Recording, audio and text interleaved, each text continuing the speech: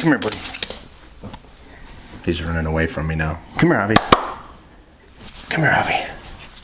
Hey everybody, welcome back to Everyday Barbecue. My name is Mike. This is my dog Javi, who's always in the background walking around. I thought I'd finally introduce you to him today. Anyway, listen, today we're gonna do a comparison of cheesesteaks. I've got some prime rib roast here left over, and we are gonna do some cheesesteak sandwiches, one with Cheese Wiz, one with melted provolone. We're gonna find out which one's better once and for all. It's coming up right now.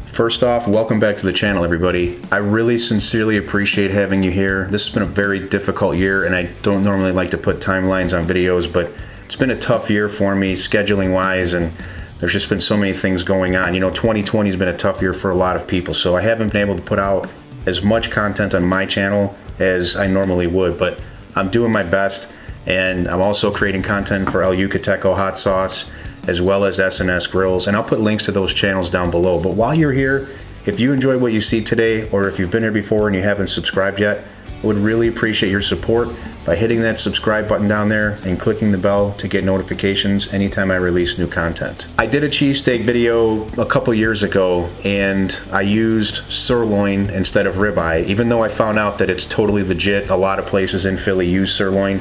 I didn't use the ribeye, and everybody gave me, you know, a lot of feedback about that. And I also melted provolone cheese on it instead of using Cheese Wiz. And I've been wanting to do this video for a long time, but I had a great opportunity because I had some prime rib roast left over from a cook, and I decided to just go ahead, cut this, shave this down, and do this video with the best quality meat available. That way nobody can say anything. And basically what I did is cut off all the hard fats from the outside, including that little front area of the prime rib. There's plenty of fat and marbling inside this meat, so I just wanted to get as much of that hard fat off the outside as I could. I then shaved it, cut in cross sections until I got this down to a really nice, it's not ground and it's not mince, it's, you know, probably one level above that, but this is pretty much how I see it when I watch cheesesteak videos. I've also chopped a medium onion, which I think is going to be plenty for 2 sandwiches. And pretty much all I did here was just chop off the ends. I cut it into 4 sections and followed the contour of the onion to make my chops. That's how you keep from getting weird shaped onions. Make sure you follow the contour of the onion when you cut through. I've got some provolone cheese slices here, and I'm gonna be using this Kraft Cheese Wiz for my Cheese Wiz. We're just gonna put that in a pot on the top of the Blackstone and let that warm while we cook everything else. And just like Pat Oliveri, the inventor of the cheesesteaks, did, I'm gonna be using garlic salt. I love Lawry's, so we're gonna go with Lawry's for this. And it's gonna be that simple. Garlic salt, onion, steak, bread, and whatever cheese you like. I've also got some good rolls here from Rosen's. Around here in my area, in the Chicago area, it's Rosen or it's Toronto. There's a couple really good bread companies, so I wanted to go with really good bread. Rosen's gonna be a good option for this. So now that you know everything we're working with, it's a little cold today, and I'm gonna be outside doing this on the Blackstone, so if you wanna hang out with me, make sure you bundle up. I'll meet you outside. All right, let's start by getting this Cheese Wiz over here. And I wanted to tell you all how I have my burners set up. So I have my far left and my 2 center burners on medium, or medium high. It's more of a medium. And then the far right burner is always on low for me, or it's off. If it's just there to keep something warm, I'll turn it off because the heat, the radiant heat from the top will carry over to that side and keep pretty much anything you have there perfectly warm. But because I want to warm this cheese, I'm going to go ahead and just leave it on low for now, and we're going to start the onions. Now my top's always well oiled, but if you want good colored onions, you want to add a little bit more oil to the top before you put the onions down. The onions are going to take longer than the steak. The steak cooks like really quick, so I want to get these exactly how I want them before I even put the steak on. Now I've got my cheese warming here. It's already starting to get warm. It's starting to thin out a little bit. So we're just going to let that go up here, and let's give these onions a turn. Now I want these sandwiches packed with flavor from top to bottom, so I'm going to add a little bit of garlic salt to these onions too. Just turn that in. And you can see they're already getting translucent. They're starting to take on some color. So just a few minutes, we'll be ready to slide these over. Okay, these onions are really, really good.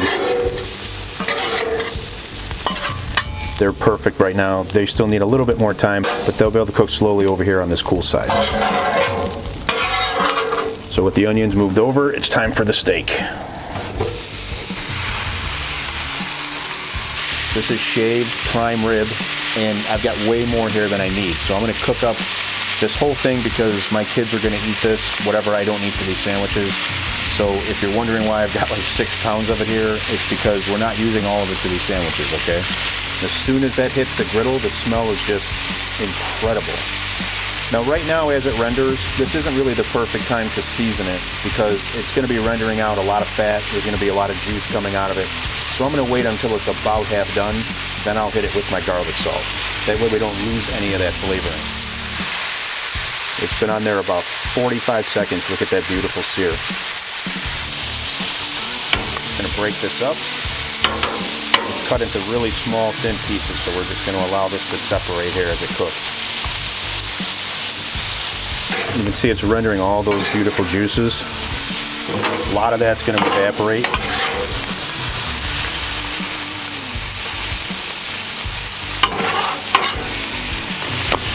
And let's hit it with our garlic salt.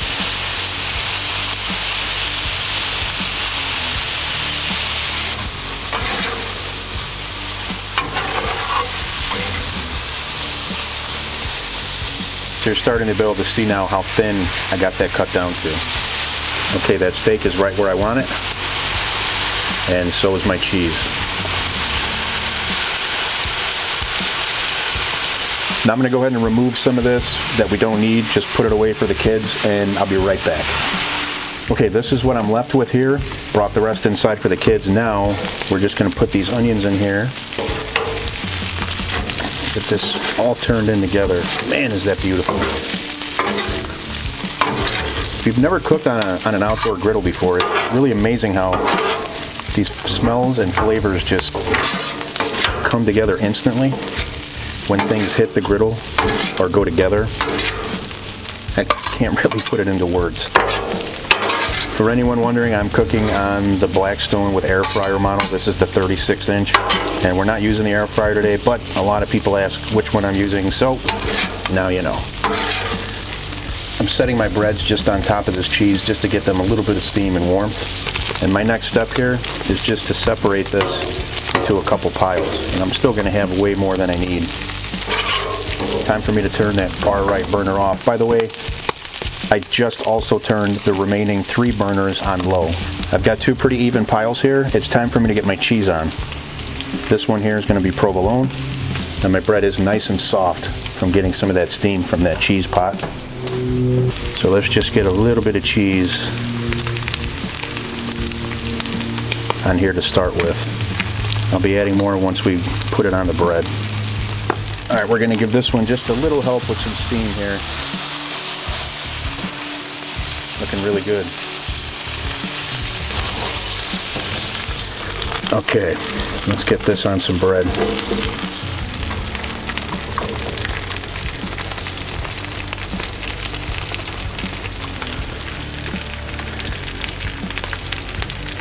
All right, there's sandwich number 1. Now let's get number 2 built.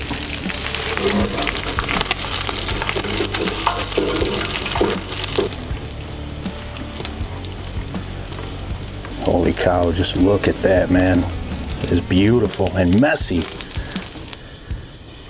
All right, let's get a little more cheese on this one.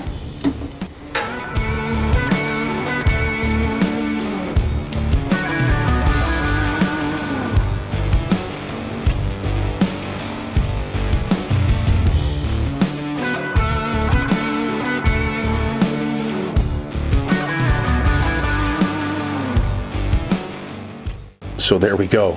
These both smell delicious. They look incredible. Let's get them inside and taste them both, see which one's better. Okay, so here we go. It's time for this taste test. Now, this was really easy to make. It was a lot of fun to make, and it's one of my favorite things to do on the Blackstone. So no matter which way you go, you're gonna win either way. So we're gonna see if my provolone holds up or if the Cheese Wiz takes the new precedence. So I'll start with Old Faithful. All right, provolone first. Here we go. Now the Cheese Wiz.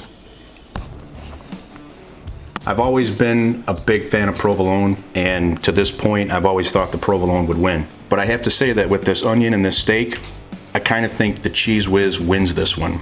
And that's really hard for me to say. So, bottom line is, you're a winner either way. These are both outstanding sandwiches. You cannot go wrong. Whatever way you like, make it your way. I think if I had to choose one of these, I'd probably go Cheese Wiz, but you can't lose with provolone either. Anyway, listen, I'm gonna take another bite out of the winner. I really appreciate you hanging out with me today. Take care, till next time. I'll see you on the next episode.